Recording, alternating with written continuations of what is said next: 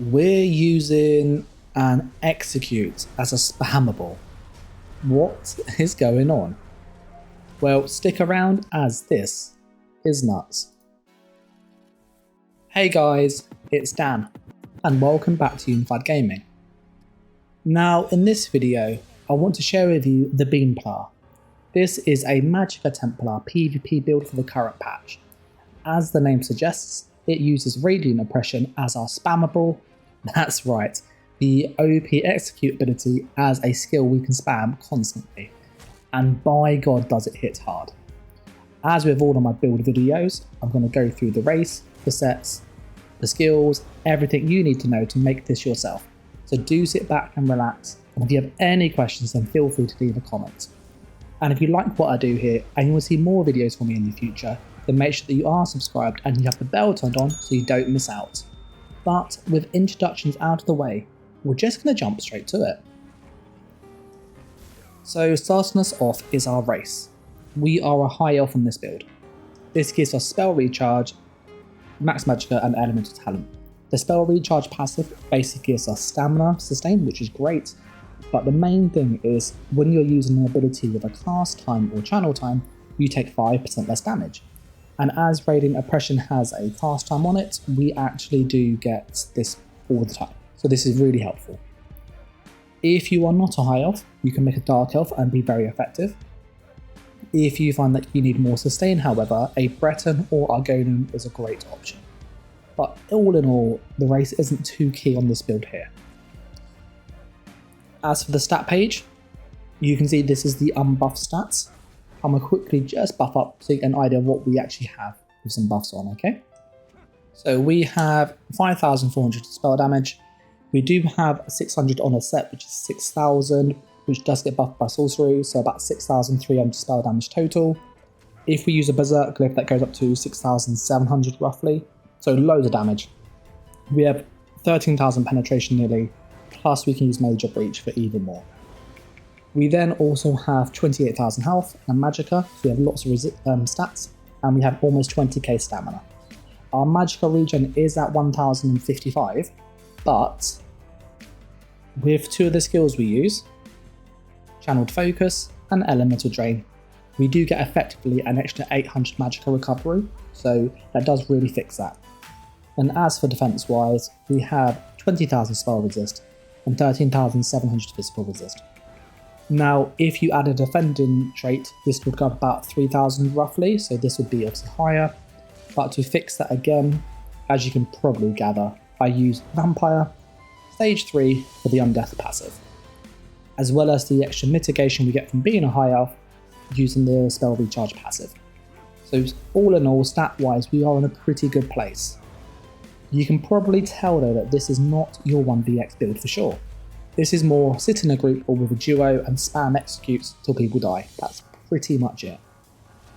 That said, it does work incredibly well in battlegrounds and in Cyrodiil in group play particularly, as well as IC.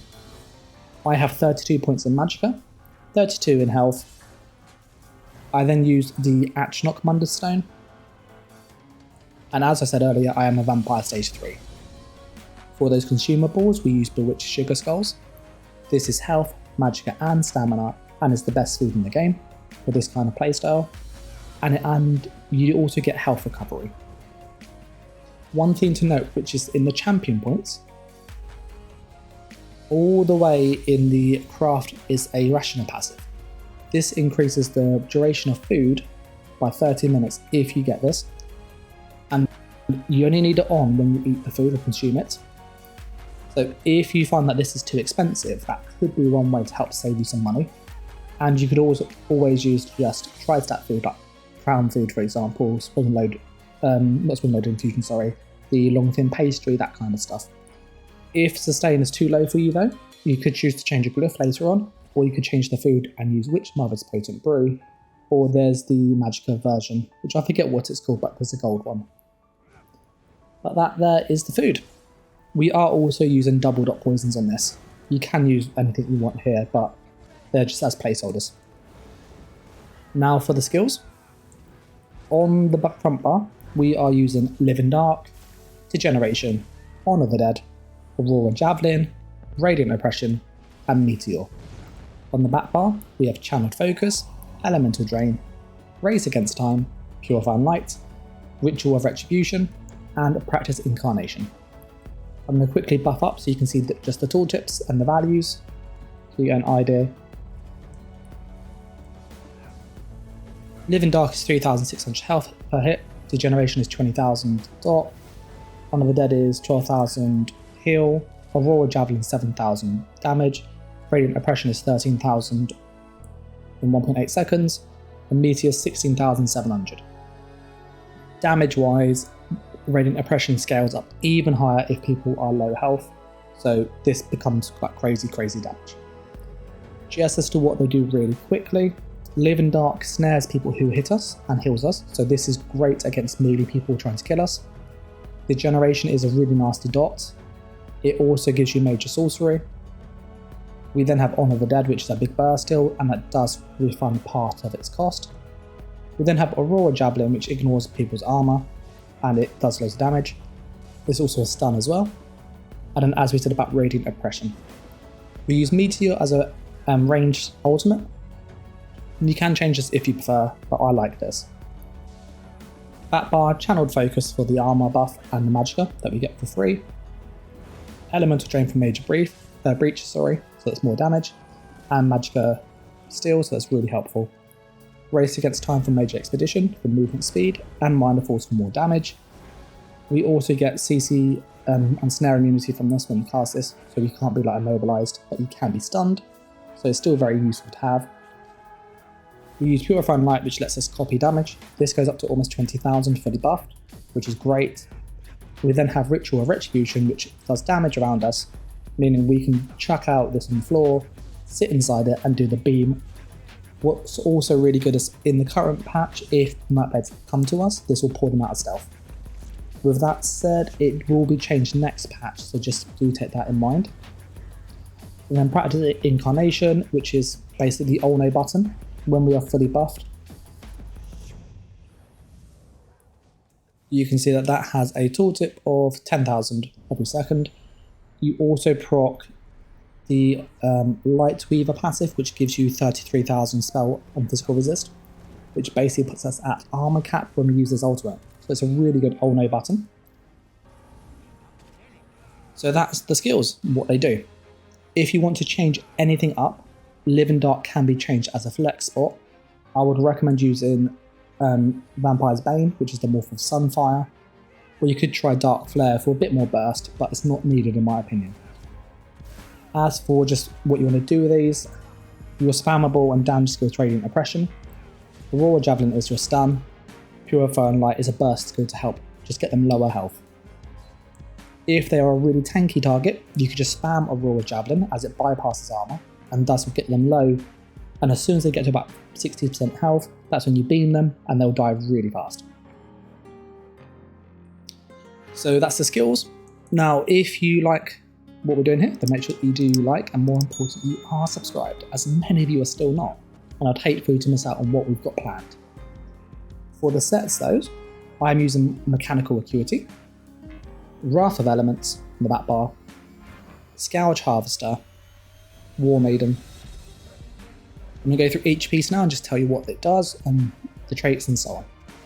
We are using a Maul of Mechanical Acuity, Sharpened. This is on the front bar. What that means is when I switch to the back bar, Mechanical Acuity is now off, so we can't proc it on the back bar. That does allow us, however, to run the Vetajan Ice Staff, which gives us the Wall of Weakness to Elements buff that does free damage when we cast it. And the skill is free to use, so it's literally free damage. If you don't have this, you can change this to any back bar set you want. So you could use something like Sword and Shield, for example, if you don't want to use Ellie Drain, or you could use just a Ice Staff that has Defending on it and 2-piece armor. One thing to note is the trait on this Ice Staff is wrong. You do ideally want Defending. I'm just out of crystals and I'm low on gold, hence why it's on gold. And so you can help me in PCEU if you want. We then use Scourge Harvester. I have light and medium on the monster pieces.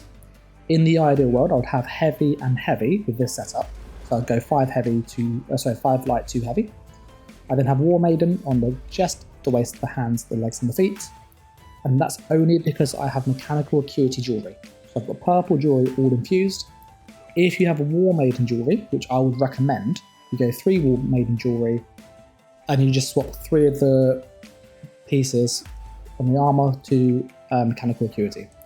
I'd recommend using heavy chest and heavy legs for more mitigation that way round, but there isn't a big difference in all honesty. Trait wise, it's all tri-stat on the big pieces, so that's the head, the chest and the legs, and it's magic on all the small pieces. You want impenetrable on all of the traits if possible. I have a few that are off trait just because I couldn't find them, so that is something I would need to change. And I'm using infused spell damage on all the jewellery. If you find your sustain is too hard, you can change one of these to magical recovery and then keep going up and up if you need more and more sustain. Now that's the gear and what we're doing. The last thing now is the champion points. So CP wise, I've only put in the blue stuff just to kind of show what you need.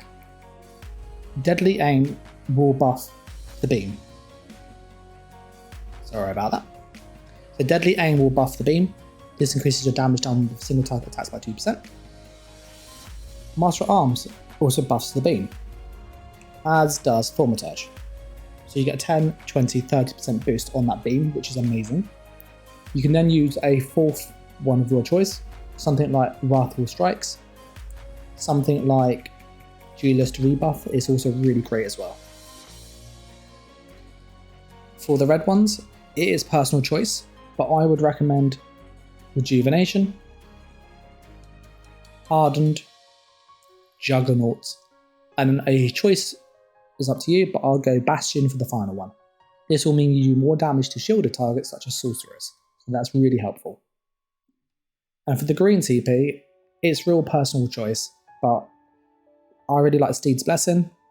I like Rationer just to save me some money, as well as Liquid Efficiency. And then if you do sneak and stuff, that can be good to sustain the shadows, but I normally go with some of the riding passives up here. But that there is all of the CP. So I hope you found this helpful. If you have any questions about the build, then obviously let me know in the comments down below. Alternatively, you could join us in Discord. There's 800 odd people there, and obviously I answer questions and stuff. Or you could catch me live on YouTube, which I do every Saturday, so it would be great to see you there. But I'm going to wrap this video up here. So I'm going to say a massive thank you first to everybody who's watched this long. It really, really helps.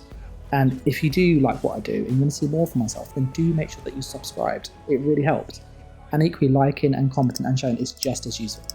But I also want to say a bigger thank you to those Patreons, that their support allows me to make these videos. They get access to them early, with support on Discord and all that good stuff. So if you want to support myself and the channel, there's details down below. And finally, I want to just say thanks to Mistybug, who was in conversation with me about this build and how we could set it up. So a big thanks to him, and I'll catch you in the next video. So thanks for watching, guys. Take care, and bye.